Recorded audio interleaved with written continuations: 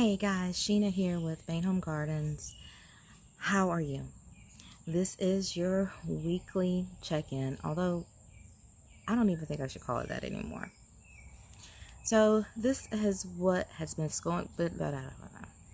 This is what has been going on here at Bain Home Gardens.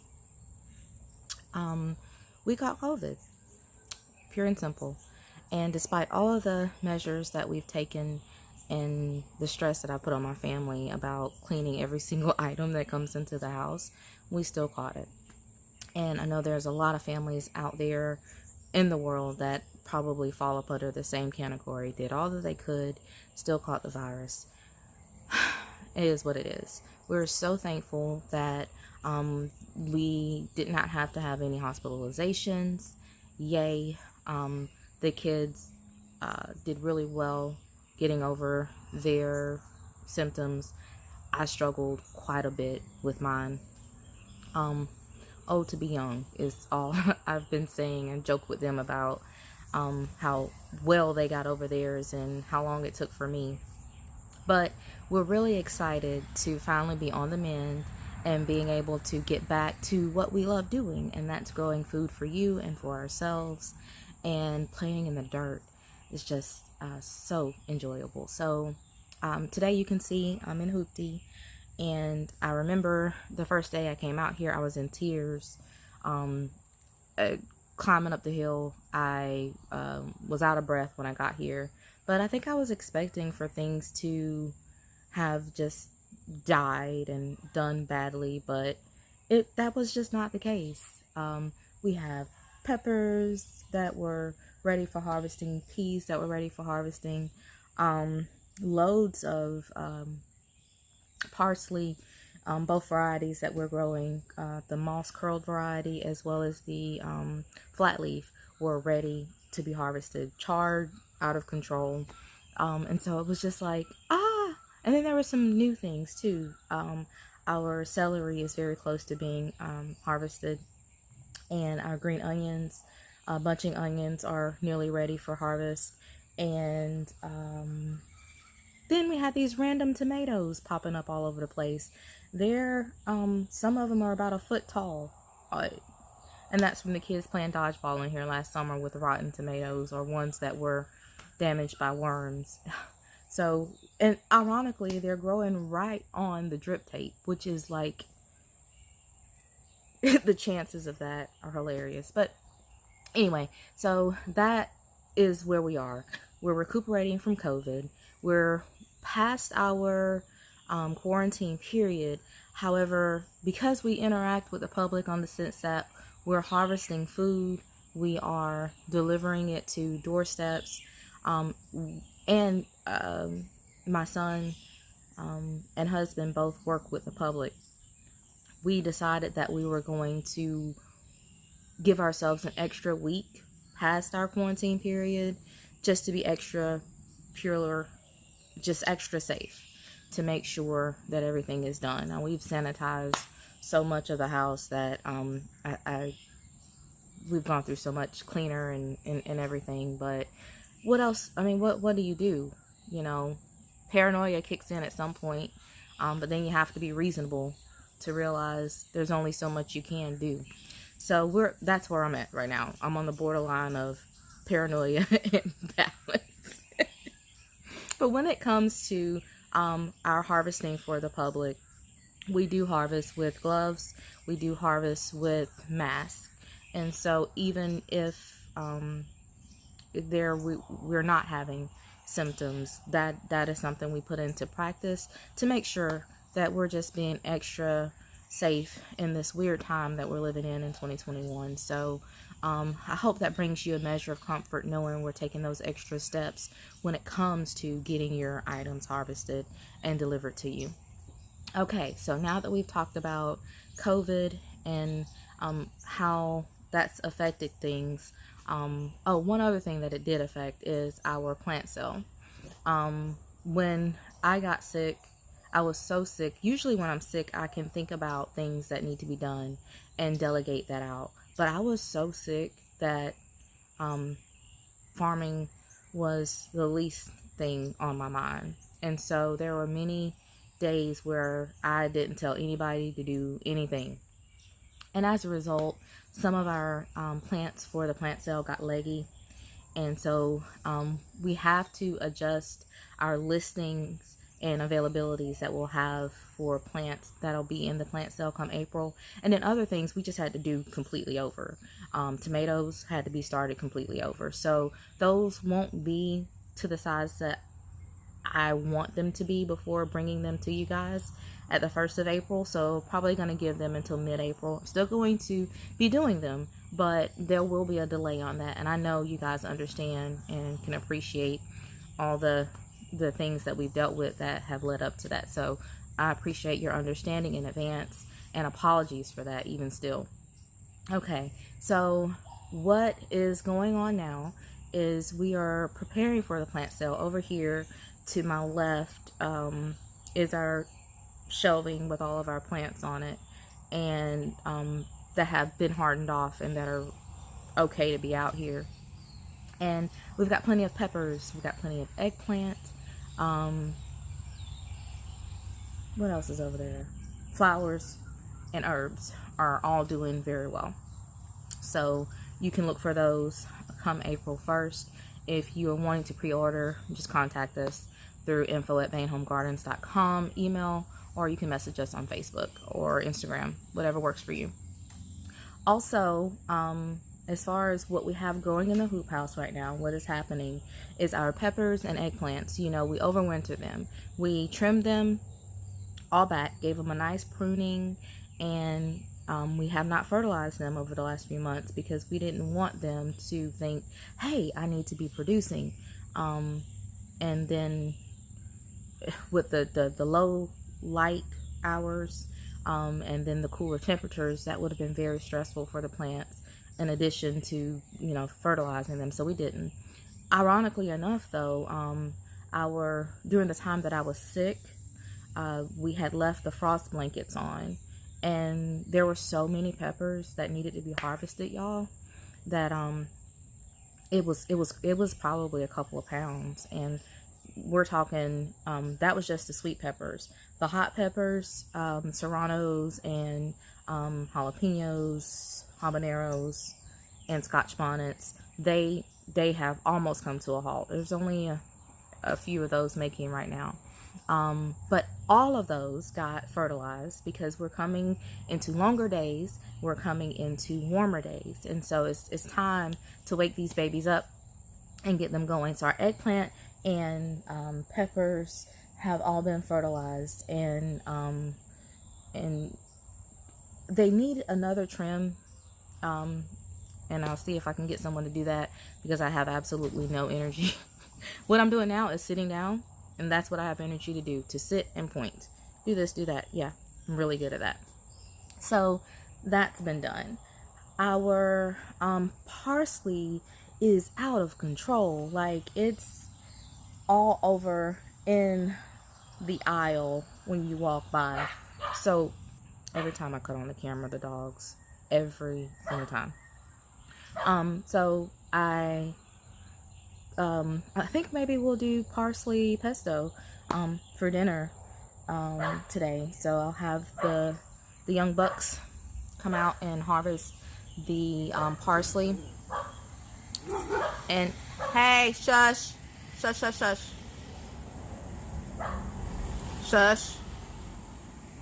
The neighbors' dogs and ours are having this interesting conversation. I don't know what it's about, but anyway. So we're going to harvest that up. And then since we still have a few weeks or a week or so before we're going to be delivering again, there are some things that I wish I could just kind of hold on to for you guys, like this parsley. But unfortunately, Athena! My gosh, I promise you. Okay, so what was I saying? Oh, yeah, parsley. Yeah, but we have to go ahead and harvest it. And the dill, can you see the dill? It's flowering here. And we're leaving that because we did a ladybug release, and they really enjoy the flowers of dill. amongst other things. So, according to my research, ironically enough, I haven't seen them on it, but they've been on the parsley more than anything, and of course the eggplant and the peppers where the real big problem was with the aphids. So that video will be released, I believe, Tuesday over on our YouTube channel. You can check that out and kind of join this adventure with us. We do have a couple of other predatory species that will be delivered, and we're going to be researching and working through getting those released into the hoop house as well, in hopes to prepare for a better spring and summer as far as pest pressure is concerned. And we're so excited to be able to do this using natural techniques, which really falls in line with everything that we do. And so that's super exciting for us. So that's that. We have loads of strawberries coming.